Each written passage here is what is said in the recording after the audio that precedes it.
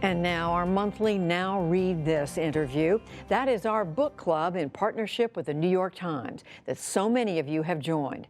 Jeffrey Brown talks with this month's author and announces our pick for May. It's the epic and troubling story of the threats facing the largest source of fresh water in the world and what we can do to stop them. The book is The Death and Life of the Great Lakes. And as we do every month, we've asked you to send in questions. Author Dan Egan is here to answer them now. And first, Dan, thanks for being part of this for us. Thanks for having me. So, Dan, start by telling us a little bit about what you were after here and what threats you were. I was after telling the story of the lakes, and it is a story, and it's a story of these great, grand bodies of water that are vast. They span thousands of square miles, but they were not connected to the outside world aquatically, so they were their own ecosystem, and it didn't take much for stuff to start coming in and unraveling it. And it started with the sea lampreys, and it's still going on today with the zebra and quagga mussels. Those are the invasive species you're talking about. Invasive species that have completely rewired the way energy flows through the world's largest freshwater system. We got a lot of questions about how you came to this, how you researched it. As one reader, Candace Hughes, asked, how did you get so many officials to share candidly with you? You're a newspaper guy, right? You've been covering this a long time? I am, yeah. The book is really the sum total of about a decade's worth of newspaper reporting work. And how I got people to talk candidly, that's just, kind of what being a newspaper reporter requires. Would I have been able to write this book in 2 years if I hadn't done all of this prior research?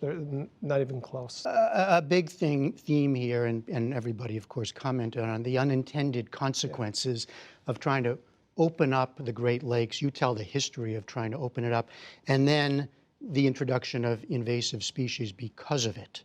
So a lot of people asked how much we've learned about that experience and about reducing the spread of invasive species. That's a great question, and I don't know if we've learned enough. I mean, there was just a push last week in Congress to pull back Clean Water Act protections for the Great Lakes with regards to invasive species. It got beaten back at the last minute, but we were going to go backwards. And I don't know how much we've learned. I don't think people understand what's happened or what could still happen. So you wrote, when you're writing this kind of a book, getting away from the newspaper, a lot of people wondered, as I did, about your influences, right? Because there are some obvious examples, like a Rachel Carson book.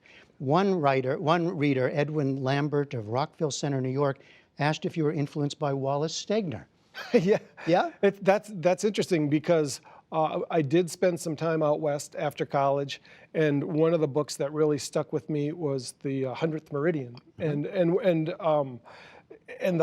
that's a biography, largely a biography of John Wesley Powell, and how we engineered the water dynamics out there in a way that we're kind of recognizing maybe might not have been the best idea for modern society. But yes, Wallace Stegner, absolutely. So Barbara Wooden of Westchester, Pennsylvania, but she writes, but born and raised on Lake Erie, her bona fides.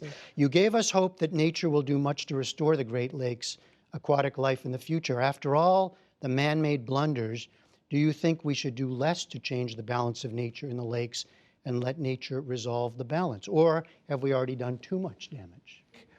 I don't know if we're never going to get back what we lost.